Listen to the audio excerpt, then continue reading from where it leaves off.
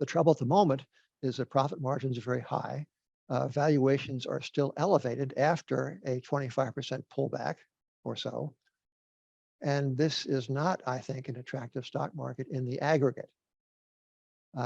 Bonds are looking much better than they have literally in a generation. Welcome to Wealthion. I'm Wealthion founder Adam Taggart.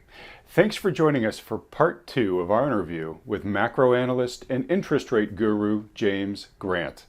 If you haven't yet watched part 1 of this discussion with Jim, where he explains why he sees a rocky road ahead that will include stagflation, systemic instability, and lower asset prices, head over to our channel at youtube.com/Wealthion and watch it there first.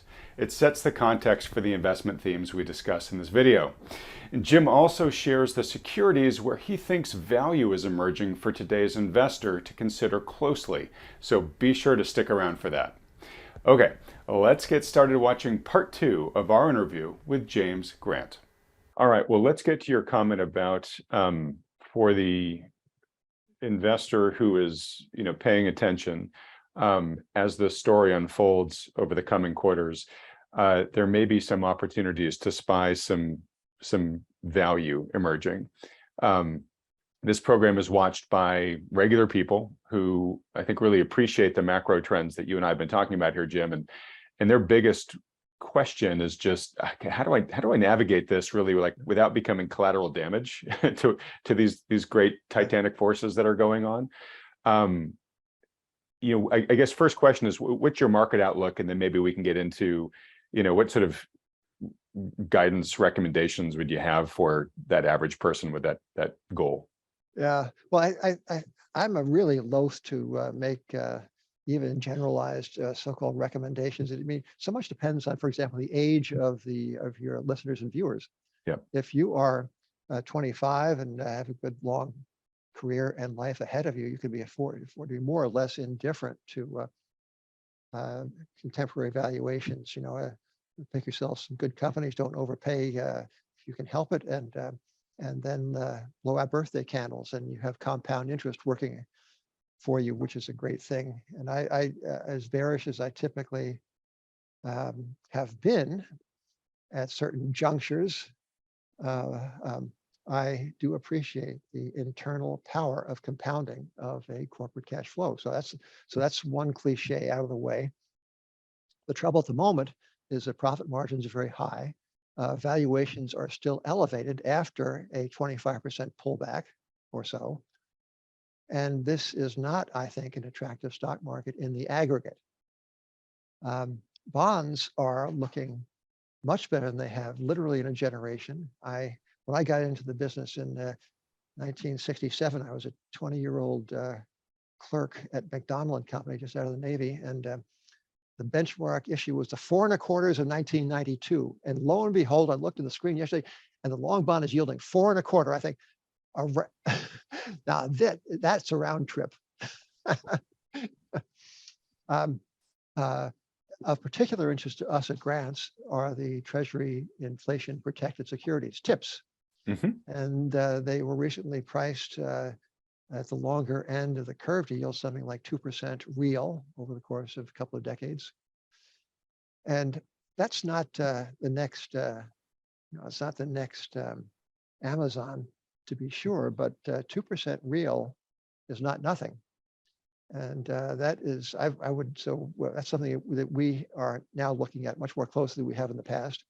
Great. There are some. And Jim, sorry to interrupt. Just for folks that want to understand more about what TIPS are and how they operate, I've got an explainer video that details that out. I'll put a link to it here so you can watch it. Good. They're a little bit. It's a kind of a funny security because the inflation juice you get doesn't come in the interest you receive. It comes in the principal on which interest is paid.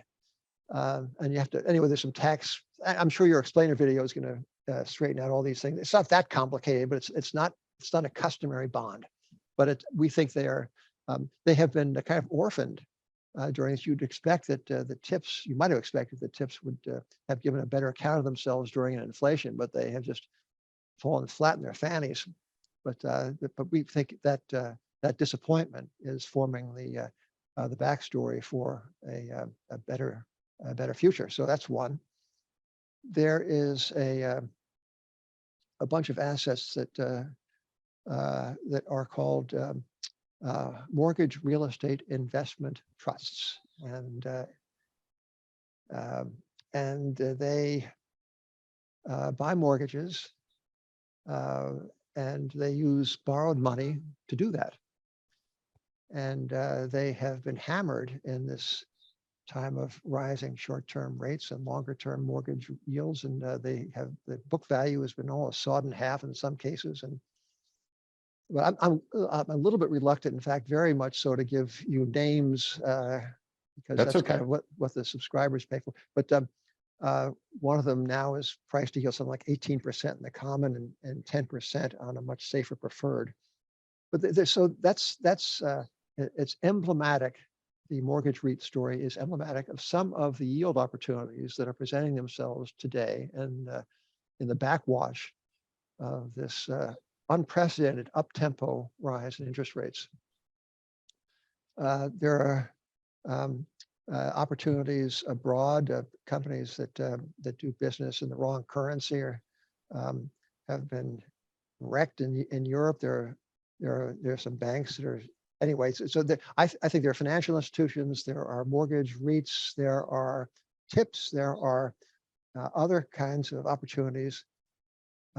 There is the opportunity in gold and gold miners. Gold is another inflation hedge that has underwhelmed and has disappointed its fans, including me.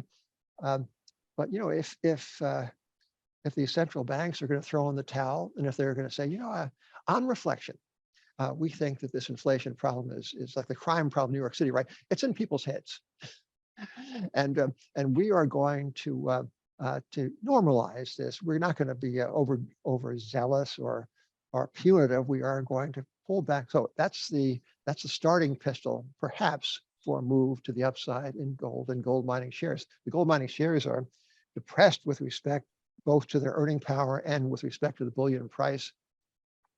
So that's another area that we have been looking at, and would invite your listeners and viewers to investigate. I'm not saying it's going up, Adam, because first of all, I've said it and it hasn't happened. But if it does go up, they can thank me later. Okay. Yeah, and that, to your point too, that sector really has had a pretty bad year to date, and the cash flows of a lot of at least the bigger players in that space have been great. Yeah. So you got some real value there potentially. Yeah, it's a most unusual setup at least with the monetary backdrop as it is, and with the prices as they are. I think this crypto business has taken the wind out of the sails of the precious metals. My goodness, if you, I'm not saying you should, but if you do happen to ride an exercise bike in front of CNBC, what you see pop up is the Bitcoin price every like 30 seconds. And what you are waiting for is the price of the ancient monetary medium that can be found in the periodic table of the elements. And that gets kind of the back of the hand treatment. Oh yeah, gold was over. So that's like 100% of the CEOs or the 100% of the Bloomberg responders saying there's going to be a recession. It does make you think, right? It absolutely does. One kind of parting thought, if we're now to part, is that a friend of mine reminded me this morning that the key to markets is paradox. Or as the traders were wont to say in yesterday, if it's obvious, it's obviously wrong. So we bat around these macro ideas, and they seem so comfortable and familiar and so commonsensical, but you don't know. There's a wonderful YouTube clip by Richard Feynman, the physicist Nobel Prize winning physicist, which is different, by the way, than winning the Nobel Prize in economics. It's a 90-second clip, and the way to search for it is pseudoscience. Richard Feynman, Feynman.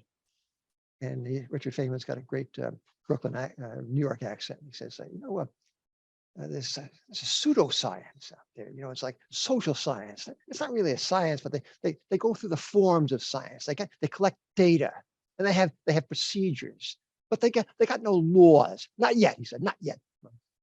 And so that's right. And Feynman says, I know what it's like to really know something. But guess what? Jay Powell and you and we really don't know. And that's where diversification, it's where humility, it's where not going broke fits in. Right. Okay, that's my Yeah. sermon. Well, no. That's great context. And it has been echoed by some of the recent capital managers that we've had on this program. And I really like to interview capital managers because there's lots of people that can afford to have an opinion, right? But a capital manager actually has to put client capital to work based upon what they conclude. So for them, diversification is key, position sizing is key. Having that sort of humility that you're talking about, right? That I might feel very certain this is going to happen, but I've got to be open to the fact that I could be wrong, right? So I appreciate you really underscoring for that here. And I wonder if we shouldn't maybe coin, a Grant's law here, which basically says the probability of an outcome happening declines in inverse relationship to the number of people on that same side of the boat. Right. Or also there's a corollary.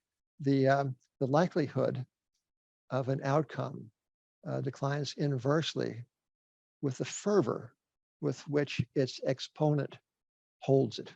So that's another great way to keep in check. Yeah, that's great. I like these. So we've got Grant's law number one. So Grant's law Feynman's number wrong. two. We got laws. Yeah, we got our laws. Hey, real quick, if you don't mind, I'd just love to ask you about two bonds. One is just U.S. Treasuries, just pure U.S. Treasuries right now, and let's talk about the 30-year U.S. Treasury. It's now providing a yield, again, a yield that it hasn't provided for a long time. Still negative on a real basis, but it's a higher nominal yield than we've seen in a good while. And there is the potential that the Fed is eventually going to at least pause, right, and maybe even at some point pivot. And when it does, there's a number of people that think, okay, the long U.S. Treasury is going to be one of the assets to probably react early to a change in Fed policy. And because it's moved so far so fast, we could see a pretty big swing in the price of the U.S. Treasury given a Fed policy shift. And so some people are saying it's not a bad time to buy long-dated U.S. Treasuries now then, because you have the option value of that swing, and you're getting paid in the process. And of course, you've got the principal guarantee and all of that stuff. So what do you think? Agree. Yeah, I think that's a reasonable speculation. Yep. Okay, again, that was pretty easy. The question is the frame of the question answers it. It's a good speculation, I would say. Okay, so to put words in your mouth, now is actually not a bad time to consider long-dated U.S. Treasuries. Correct. Okay. When this video comes out, it'll be too late. I put a video out the other day, Jim, of I-bonds. I've been letting my followers know about what's going on in I-bonds right now, and they are paying for the next 6 months. If you buy them before Friday, you will be able to lock in 9.62% for the first 6 months of the I-bond, and then we know with good probability what the next 6 months rate is going to be. It's going to be somewhere around 6.5. So that's basically giving you an annualized around 8% return on an I-bond, which of course has all the same principal guarantees of a regular U.S. Treasury. Now you're limited in how many you can buy. There are ways to increase what you can buy using the Treasury, the U.S. Treasury's gift box program, and I've gone into all the details of this in my videos. But basically, for people that have enough money to put into play here, to me, the I-bond just seems like a total no-brainer right now. Now, of course, you're limited, like I said, how much you can put in there. But if you've got the money to put in there, I would say do it. Do you have an opinion on it? Yeah, yes. First the GI Bill, and now this. They're only two things they've ever done for me. Okay. All right. Well, Jim, look, thank you so much for sharing your time, your insights with us. It is always a a complete joy and an incredibly valuable educational experience having you on the program. Really appreciate it. For folks that are interested in following you and your work, where should they go? It's just to visit the website. Just look up Grant's Interest Rate Observer. It's just next to Grant's tomb on the World Wide Web. Okay. Well, we'll put the URL up to your Okay. website Lovely. when we edit this. And for folks that actually read your work and decide they want to subscribe to your publication, it sounds like some of the sectors we were talking about, you guys actually give some specific company recommendations in some of those areas. Is that correct? Yeah, that's about right. And we have a couple of subscriptions left, so they're welcome to try. Okay, great. Well, Jim, always a complete pleasure. Thanks so much for coming on the Thank you, program. Adam. Okay, so long. Well, all right. Well, now's the time on the program where we bring in the lead partners from New Harbor Financial, one of the endorsed financial advisory firms by Wealthion, to both react to what Jim and I just talked about, but also talk about what the markets have been doing this week. And there's actually been some pretty big developments there in just the past 24 hours. Mike, John, great to see you guys. Mike, why don't we start with you? Covered a lot of territory with Jim there. What stood out most for you? Well, Jim has been an institution for a long time. The Interest Rate Observer has been around for almost 40 years. I couldn't believe it when I actually looked it up. It was founded in 1983, so it'll be 40 years very soon. And he's got a long list of followers, and for good reason. He's got a lot of respect in the industry and has some great insights about interest rates. The first thing he said to you about the economy, you always ask the same question: what is your outlook on the economy and the global financial situation? He says it's rather a mess. Absolutely right. And he talks about what we often talk about here, is that the Federal Reserve and other central banks blew the biggest bubble we've ever seen in our lifetimes, and probably the biggest bubble we've seen in the history of this country. But it's global. It's global now. And, the shock wave will last for quite a while. We've seen an initial decline from what has been a very extreme top, down about 20% as we speak on the S&P 500, and still at valuation levels that are far above even the tippity top of other bubbles like the tech bubble. Stock market cap to GDP, Shiller adjusted PE, all kinds of things say that we're still barely scratching the prior extremes. There's a lot of sentiment out there that says maybe the worst is over. And it certainly seems like we're in the middle of another bear market bounce here. In fact, the bounce we've seen over the last couple of weeks is extremely sharp. If you look at a chart, it's even more vertical and faster than the one that we had that started in June. So these kind of rallies are going to be quite common. They're going to be extremely sharp and surprising. And there's nothing really that tells me that we're in anything other than a bear market and that this is a bear market rally here. Doesn't mean that we're not going to try to be tactical. In fact, we did add a tactical long position about a week and a half or so ago. And this time it was one of the broad stock indexes, the Russell 2000. But we really have our eye trained on the downside. We're trying to be tactical and quick in a small way. But really, we think the overall trend is down and that we're very early on in this bear market. There's a lot of other things to talk about here. I think maybe I'll pause there and then we'll come back with more detail later. Okay. So you talked about Jim's comment that the shock waves of even the policy steps that have been taken to date will still be rippling for quite a while. When I asked Jim that question about sort of additional shoes to drop, he said, yeah, sort of think about it like a centipede. There's like a lot of shoes that are going to be dropping still, just again, from the monetary steps that have been taken to date. John, you, I think, have a chart here that sort of speaks to that, which is Mike just talked about sort of the recent bounce we've had in the market here. There's certainly a lot of people looking at their statements saying, oh my God, when is 2022 going to be over? What a horrible year, right? One of the worst years ever for both stocks and bonds combined. Stocks have done almost nothing but kind of go down all year. Now we're heading into November, so we've got 10 months behind us. Surely this thing has got to be long in the tooth by now, this correction.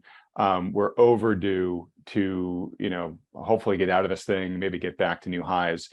You've got a chart, I believe, that says, if you look at the scope of history, maybe not. So why don't you talk to that chart?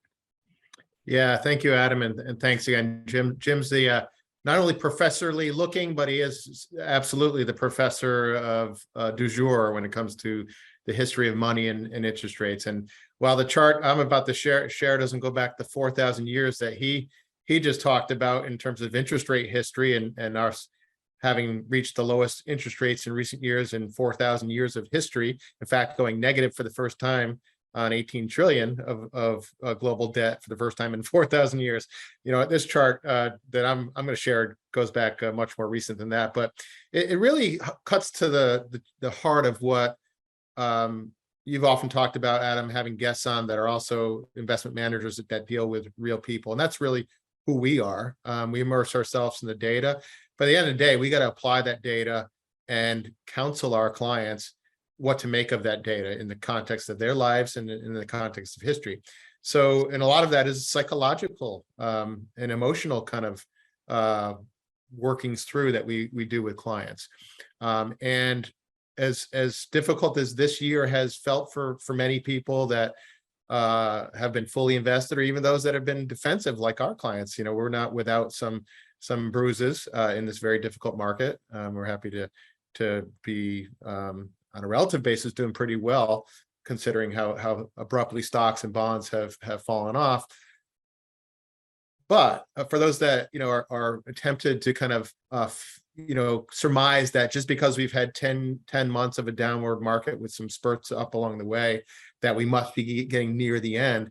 This chart that I'm sure you'll flash up, you know, speaks to the duration, the number of days in this historical period going back to 1950 that a bear market lasted, and we define that in this case. And this, I need to give credit for this chart to Liz Ann Saunders at Charles Schwab, and you know, we custody our clients' assets at TD Ameritrade, which is now part of Charles Schwab. So I guess you could say we're giving kudos to our third-party custodian here. But this chart shows the number of days or the durations before the prior high was reached. And you know, obviously the right side of the chart is the current bear market. You can see that as just over 200 days so far, and really not a very remarkably long period at all. If you look, for example, back to the tech bubble and the bursting there, it took about 1,800 days to get back to even, or back to the prior high. The housing bubble took close to 1,400. Where we are right now in this current bear market is rather unremarkable translation. It would be not at all consistent with history to say that this is long in the tooth. It's actually very short in the tooth, both by duration and magnitude. Mike referred to the valuations, even with the 20-ish% pullback so far this year.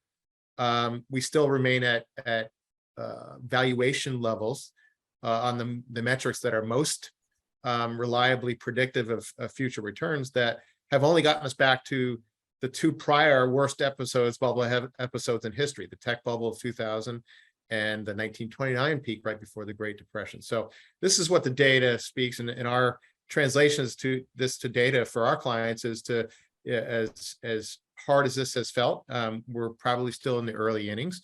And for those folks who maybe have been fully invested and are feeling some pain and are waiting for the bounce, so to speak, and a better time, this conjures up the idea that, hey, there may not be a better time, or at least not a materially better time to take some decisive action, at least in the right direction of becoming more defensive. So I'll let that pause there, Adam.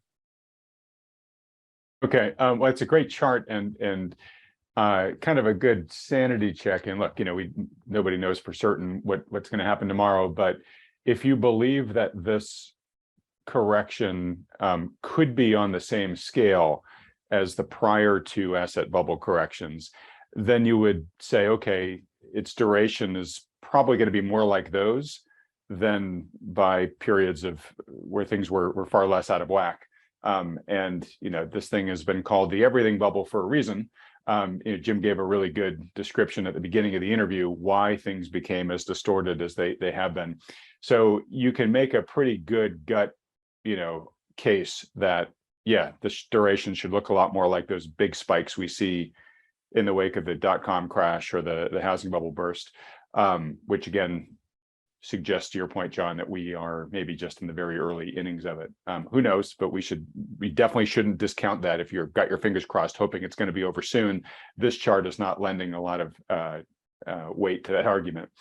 The other thing I want to mention that you talked about, which is valuations still being elevated, and even though they're down 20%, they by a lot of metrics, are still quite overvalued historically. One of the things that has prevented the markets from correcting further from here has been the overwhelming contribution to the value of the major indices by the big tech companies, the FANG complex of companies. They're so overweight in the indices, and they're so overweight in most ETFs that are out there, that until those companies begin to crack, the major indices aren't going to come down as much as a lot of individual stocks have already come down this year. If you look in the NASDAQ, there's a lot of individual stocks that are down 50, 60, 70, 80 more plus percent. But the NASDAQ, I think, is down, I don't have the latest numbers, but it's probably approaching 30% or so right now. The reason I'm kind of giving all this backstory is because over the past 48 hours, we've finally begun to see some of these big tech guys stumble in ways that we haven't seen them stumble for a long time, if ever. So we had Google and Microsoft disappoint the other day, and it's so funny to have those words come out of my mouth because those companies haven't had an earnings disappointment for as long as I can remember. But the stocks were down like somewhere between 7 to 10% at one point in time. And then Meta last night completely disappointed investors. And the day here we're talking, I haven't looked at it in the past hour or two, but when I did an hour or two ago, it was down like 22%.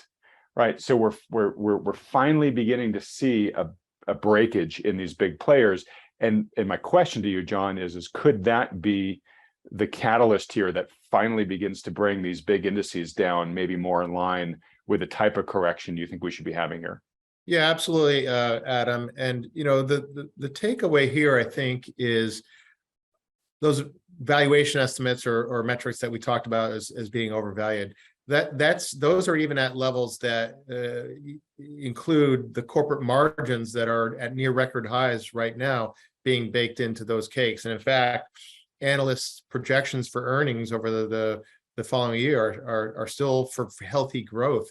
And we're starting to see some real world data points that earnings margins are likely to come under severe pressure. It could be, as you noted in your conversation with Jim Grant, it could be simply the rising cost of capital cutting into the corporate margins. It could be the input prices and the inflation in raw materials and things going into products, and the inability of companies to pass those cost increases over to consumers who are pinched left, right, and center. So we're likely to see, as Jim referred to the inchworm, the ramifications of this policy change, that we're already talking about pivots and when's the pivot going to be, but we haven't really even seen the market digest the consequence of the tightening to date. We haven't seen because it's by nature a delayed impact, whether it's companies having to roll over debt over the next year or two from record low interest rates into the now prevailing higher interest rates. These things take time to ripple through the system. So all to the point of, we still probably are in pretty early innings, even if there were a moderation in central bank policy, because a lot of the consequence and ripple effect of that, likely lower earnings margins and things like that, haven't really manifested through yet. And we'll likely see that manifest through in pressure on prices over the mid to longer term. Great. And Mike, I'm coming to you in a second, but one quick question, John, is I believe that you have also put charts up in the past, I believe it was you, that showed in previous cycles where the Fed had pivoted, especially looking back sort of in the late 70s, from tightening to easing, that you often saw it took like a quarter or two for the markets to to bottom and start going back up again. So there seems to be this prevailing mindset right now. Hey, Fed announces a pivot, bang, stocks are going to shoot the moon. We're back off to the races. But if you look back in history, it generally hasn't worked out that way. There's been much more of a delay before the market's really picked up. Is that accurate? Yeah. Yeah. And in fact, it's a pretty easy Google exercise. If folks at home want to just Google the federal funds rate and look at the period from 2000 to 2002, when the tech bubble was imploding, and look at the period from late 07 to early 09, when the housing bubble was imploding, you'll notice that the federal funds rate, what we know is to be the Fed, when the Fed raises interest rates, that's what they're raising. And when they drop, that's what they're dropping. They were dropping. You'll see that that federal funds rate was plummeting down. And in other words, the Fed was aggressively lowering that rate right simultaneously and in parallel with the markets imploding to the downside. So pivots don't always mean markets rise. In fact, pivots, when they come from very high valuations and concerning developments that cause the pivot, usually are simultaneous with elevator drops in stock market prices. Okay, great, thanks. Just an important point I wanted to make sure we put in people's mind. You just did a great job describing why. All right, Mike, coming to you. You may remember from Bill Fleckenstein being on this program not that long ago. He has talked about the giant mindless robot, which is the passive buying that ETFs do, because they're basically algorithms, right? So as capital flows in to the market and flows into ETFs, the ETF has an equation that says, okay, I'm supposed to allocate any capital that comes in according to these ratios, and I'm going to buy this much of this stock, this much of this stock. And the stocks that are heavily weighted or overweighted in it, like I said earlier, tend to be these big FANG stocks. And that's something that has continued to sort of support the major indices, because as net capital comes into the market, it's flowing into those few stocks, keeping those few stocks elevated, thus keeping the major indices elevated. But he has long warned that same effect happens inversely when there are net capital outflows. So I'm just curious, how closely are you monitoring sort of this, where if we continue to have this grind downwards that bear markets sort of tend to have, especially if continued bad news keeps coming out about corporate profits, more earnings disappointments, that people start really getting conservative, and we have net capital outflows out of those ETFs, and all of a sudden it's those big leaders that are getting hit the most disproportionately from that outflow. Yeah, Bill is right. There is a giant robot out there controlling everything. It's the retail index trader that is just in the 401ks and the pension plans that are just buying all the time. It's just a constant flow of money. And yes, it is a very narrow market. It's been a narrow market for years. I feel like we've been talking about that here for quite a long time. It was the FANGs, and then it was FANG Man, and then there was a bunch of other things and acronyms that we used. And it was a very narrow market. And you don't normally have a market roll over and have a true bear market until those leaders get taken out. And now they have been starting to fall. In fact, almost all of them have fallen very hard. You just mentioned Meta, formerly Facebook, down 24% as we talk. It's trading at 2015 levels. So it's just wiped out 7 years of gains post IPO. It's not back to the IPO price yet, but it's taken back a good chunk of that. And so you're seeing every one of those companies disappoint. Netflix is way down from its high. Right. And what I'm seeing is... Sorry to interrupt, but Chinese darling Alibaba, which has been a big tech powerhouse for a long time, that did just hit its IPO price the other day. It's amazing. I mean, yes, of course, across the board, China stocks were down hard because of the president's consolidation of political power. But yeah, I mean, it's round tripped all the way back to its IPO price, and I wouldn't be surprised to see more of that happen. But I'm seeing money still hot money moving around from place to place to place, almost like a hot potato. It's almost like the market still doesn't believe that we're in a bear market, because the NASDAQ led things down. It didn't bounce as much, but take a look at the Dow now the Dow is up, I think, 300 points as we speak, while the NASDAQ is down almost 2%, and the S&P is down, maybe 0.5%. So it's kind of a bifurcated market at the moment. The Russell 2000 for a long time was the weakest index.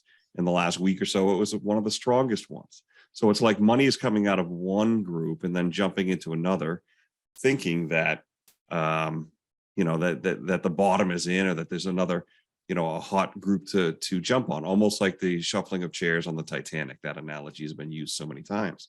That's the way it looks like to me. But when there's no chairs left, when panic starts to set in, then you're going to have that swift drop, that first real moment of panic that still, we think brings us down to 3,200 or so on the S&P.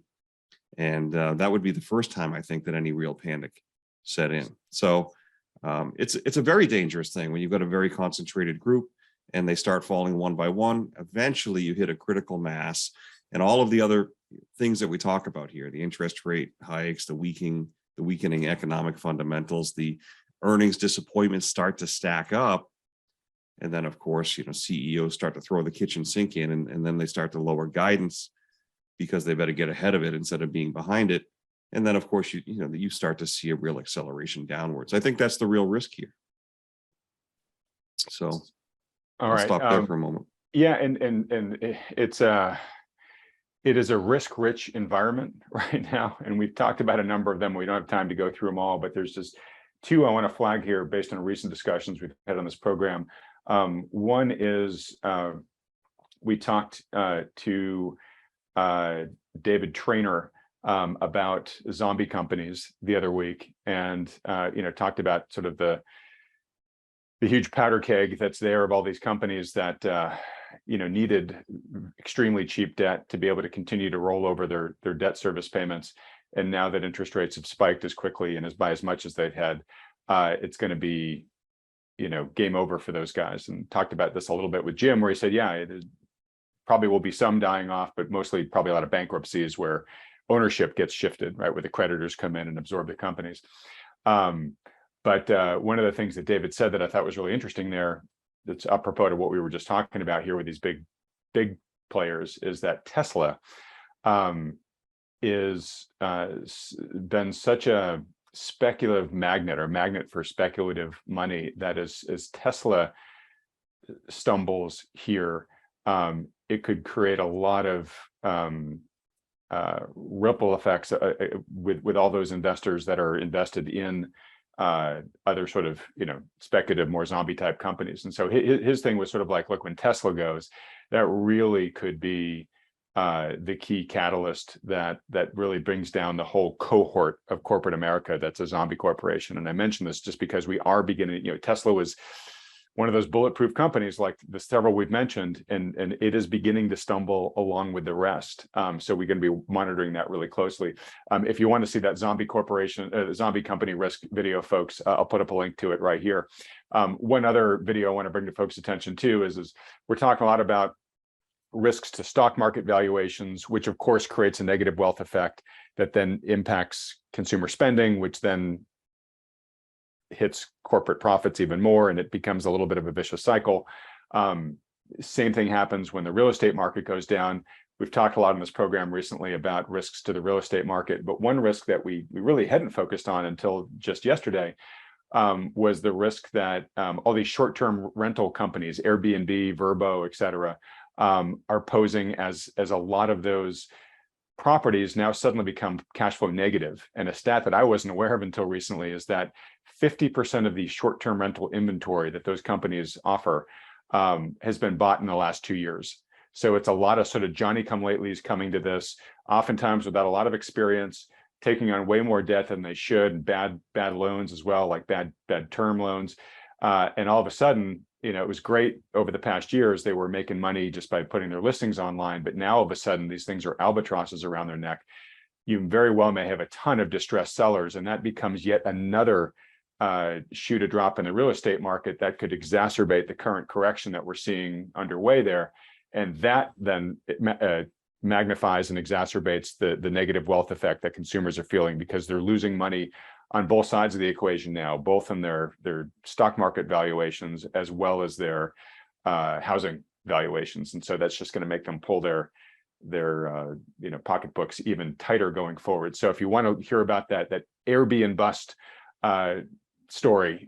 Watch this video right here that I'll put up a link to.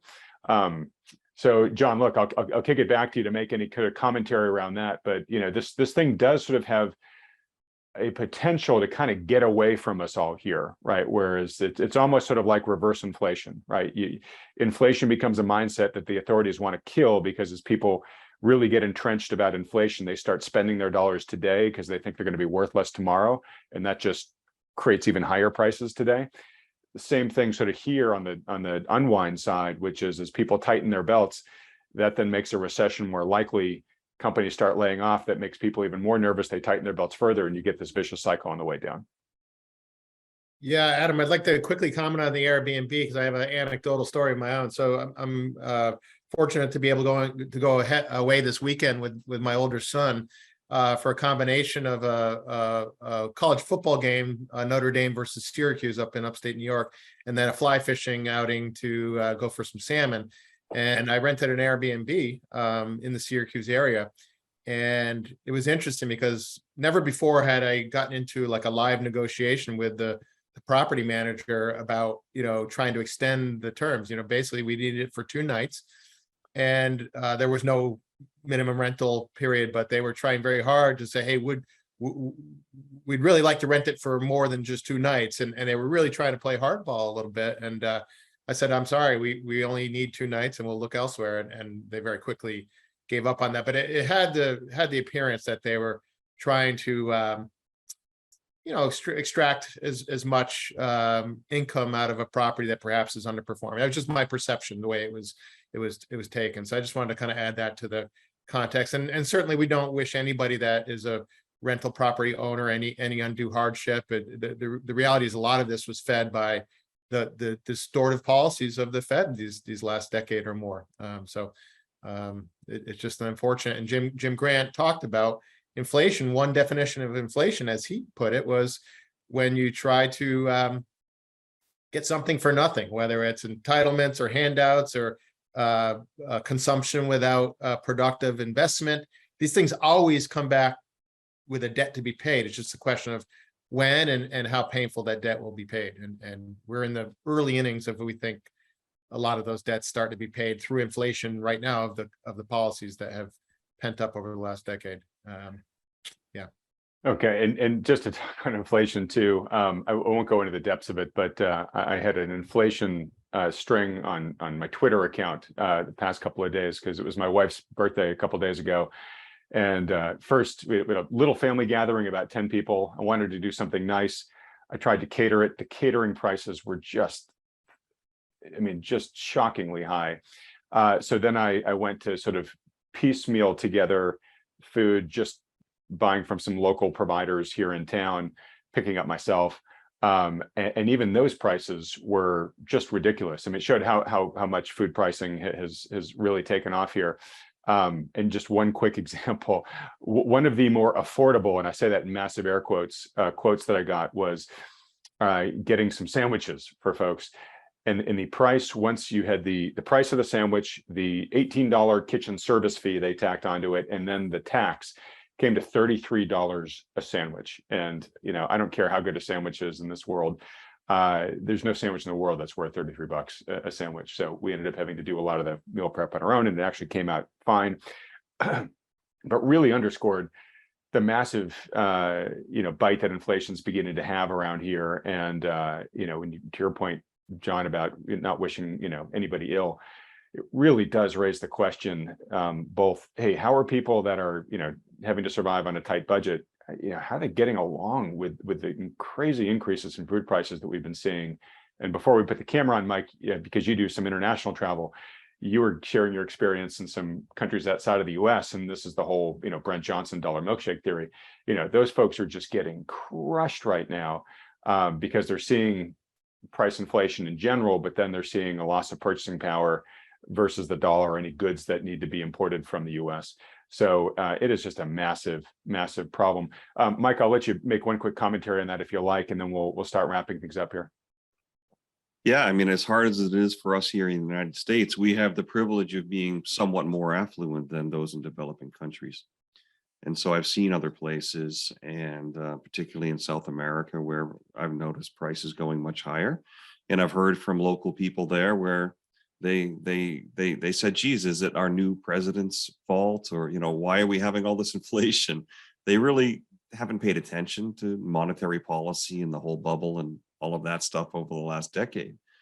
But that's exactly why we have this inflation, because we've created all of this debt around the world. We wanted something for nothing, like John pointed out there a minute ago.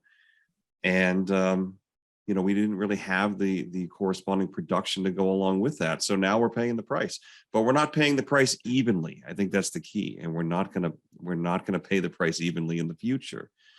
The lower income people in this country too are really gonna pay the price for this in a big way, and all around the world. And frankly, I sometimes wonder if there's not going to be more anger towards United States policy because of this. Our strong dollar is really becoming difficult for others around the world. So there's going to be a lot of unintended consequences because of all of this. Jim says there's a lot more shoes to drop, ones that we don't think are necessarily even going to happen. And so many things are just very early in their process here. For instance, he mentioned the housing correction, probably very, very early on, only 1 or 2 quarters we've seen a correction in housing. That's probably going to go on for 1 to 2 years, or as long as this equity bear market is likely to last, and maybe even a little longer, because there's often a lag in real estate prices. So yeah, not to be too negative or doomish, but it's not going to be as easy as it has been in the past, and we're probably in for a longer crisis because of the fact that inflation is finally out of the bottle here, and there's all these trillions of dollars of debt out there to deal with. Yeah, and I think that was a big thing to take away from Jim, where he did not feel like, okay, this is going to be something that we kind of bounce out of and we go back to where we were before. He said this is sort of a change of era, right, where it's going to be a long, protracted issue. To end on a bit of a more positive note, Jim mentioned something that also a video that I just recorded that you guys haven't seen yet because it hasn't launched yet, touched on as well too, which is he said, hey, look, it's not all bad. And to be honest, this process we're going through begins to reveal value, right? So almost think about it like Lake Mead, where it's getting so low, you're beginning to find all these things that were hidden for a long time, right? Where as prices continue to go down, and the worst of the malinvestment begins to clear, you begin to sort of say, hey, some of these companies now are actually getting to be attractively valued given their longer term prospects. And Jim had said, hey, if you're young, like I wouldn't even necessarily sit on my hands here. Like I would at least start, doing some sort of dollar cost averaging, getting into the market and just letting the miracle of compounding over the next 50 years, work for me. Obviously, if you're older, you got to be a little bit more cautious. But he said that, one of the upsides of the terrible, terrible year that bonds are having right now is that many bonds are looking better than they've looked in a long time. He's still pretty bearish about most equities, but likes tips, likes some of these mortgage REITs, and you really like I bonds. Folks, if you're watching this, you're watching it on Friday, so you just missed the last day to lock in the 9.62% rate for the next 6 months. Don't say I didn't warn you. Put up the video here that I've been linking to for a long time, but hopefully either got in, and even if you didn't, the new rate is going to be around 6.48%, which is still not nothing. So if you want to learn more about I bonds, you can watch the series that I've put out over the past couple of months here. But was nice to hear Jim Grant validate them as being in a great place to put money right now if you can. He also said he liked financial institutions that are outside the U.S. It was good for a lot of us long-term precious metal sufferers to hear that he still believes in gold and is still long-term bullish on the gold miners. So the point here is yes, it's time for defense, and we've been saying this a lot, and I don't think that game has changed much at all. But I think Jim and some of these other folks I've been talking to recently would say you at least want to be working on your offensive playbook here, right? It still might be months or quarters until it's really time to put that into practice on the field, but you want to be planning your plays, reviewing it with your offensive team, and maybe even getting the team to start doing some warm-up stretches, right? John, what do you think? Yeah, absolutely, Adam. And if I could just revert back to that chart that I shared earlier, that chart, just to remind folks, wasn't the length of the down move of a bear market, but the length of regaining the prior high. And typically what we see in major bear markets that come from valuation levels is that the down move doesn't really typically last all that long. Maybe 10, 12 to 36 months, something like that. So, we can't predict, obviously, but we do think there's probably a horizon here over the next 8 to 12 or 18 months, something like that, where all this caution that we have been preaching will quite possibly be in the rearview mirror, and that lower prices will then be yielding investment opportunities that, even if the economy itself looks challenging, the prices of the investments may likely be such that they actually represent very compelling investment opportunities. That's the key thing to remind oneself, is that the economy and markets are two different things oftentimes in terms of their investability. Go back to March of 2009 when the housing bust bottomed. The economy was in shambles, but it was a great time to be invested because share prices had dropped significantly. So that's just something we do think there's bright hope on the horizon here, and it likely will come from market forces taking control again in a real way to bring things down to their natural values and support productive investment from that point. Great, well said, John. And I just wanted to underscore this point because you guys and also Lance Roberts, who's one of the other financial advisors, his firm is one of the other advisors that Wealthion recommends. You've talked to a lot of people, we probably still talk to a lot of people who liquidated coming out of the global financial crisis and never got back in. They felt like prices kind of got ahead of them, and they spent the next decade saying, oh, I got to wait for a big enough pullback to be able to get in. And of course, the market just kept going up, and they missed a big run. And so you have to be able to balance your bearishness as things devolve with the sense that as value emerges, you want to be able to identify it and have the confidence that, hey, eventually there's going to be a better tomorrow. And, maybe to borrow the famous Warren Buffett quote, to begin to buy when everybody is fearful. Now, I'm not saying that time is here yet. I don't think you guys are saying that either, but there will be a time where you will probably say that, and it might look pretty gloomy still to folks, but those who begin to exercise that discipline will be setting themselves up to take part in the upswing. And to my earlier point, reduce their risk of missing enough of the recovery that they feel like they're, they've missed it, and then they get trapped in that psychological game that some of those folks from 2009 or 10 have been stuck in for so long.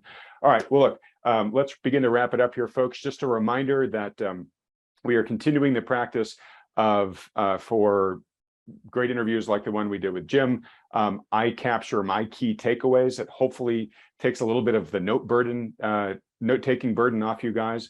So if you want to read my notes from this interview with Jim, you can get them right now for free by going to wealthion.com/AdamsNotes. And obviously, still a very tricky time to navigate what's happening in the markets. You heard what Jim said. You heard what I've been talking about here with John and Mike. So highly, highly recommend that you work under the guidance of a financial advisor that understands and appreciates all these macro issues and puts them into practice in their portfolio management. As always, if you've got a good one, great, stick with them. But if you don't have such an advisor or would like a second opinion by one who does deal and take into consideration all these things, maybe even John and Mike themselves and their team in New Harbor, well, then just go to wealthion.com, fill out the short form there, and you can have a free consultation with them. It doesn't cost you any money. There's no commitment to work with them. It's just a public service they offer. All right. And then if you've enjoyed having Jim on this program and would like to see him back on, as well as other great luminaries like him, please support this channel by hitting the like button. And then if you haven't yet, click on the red subscribe button below, as well as that little bell icon right next to it. John and Mike, guys, thanks so much for spending another week here with me. I'll see you guys next week. Where with whatever happens in the markets, we'll be deconstructing it here for folks. Everybody else, thanks so much for watching. Another great session. Really enjoyed it, Adam. See you soon. Thanks again, Adam, and hello to all our friends out there that watch and give us feedback. Thank you. If you'd like to schedule a consultation with one of the financial advisors at New Harbor Financial, simply go to Wealthion.com. These consultations are completely free and there are no strings attached.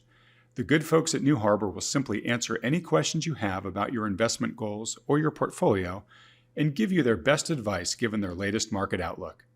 They're willing to do this because they care about protecting people's wealth, and because Wealthion has connected them with so many thoughtful investors just like you over the past decade. We started doing this because so many people have approached us in frustration, looking for a solution because they're feeling out of alignment or downright ridiculed by the standard financial advisors who have been managing their money. You know the type. The kind that just pushes all of your money into the market, scoffs at the idea of owning gold, and when you bring up concerns about the market's sky-high valuations, they say, "Don't worry, the market will always take care of you." For many of the reasons discussed in today's video, we think this is one of the most challenging and treacherous times in history for investing. We strongly believe that today's investors are best served working in partnership with a conscientious professional financial advisor who understands the risks in play. Now, we're agnostic which professional advisor you work with, as long as they're good. If you're already working with one, that's fantastic. Stick with them. But if you don't, or are having trouble finding one you respect or trust, then consider talking to John and Mike and the team at New Harbor. Now, for those about to ask, yes, there's a business relationship between Wealthion and New Harbor, which we've put in place to make sure everything is handled according to SEC regulations. All the details on this are clearly provided on the Wealthion.com website. Also, it's important to note that New Harbor is able to work with U.S. citizens, green card holders, and those with existing assets in the USA. But for regulatory reasons, they aren't able to take on non-U.S. clients. All right, with all that said, if you'd like some insight and guidance on how to protect your wealth during this unprecedented time in the markets, go to Wealthion.com to schedule your free consultation with the good folks at New Harbor. Thanks for watching.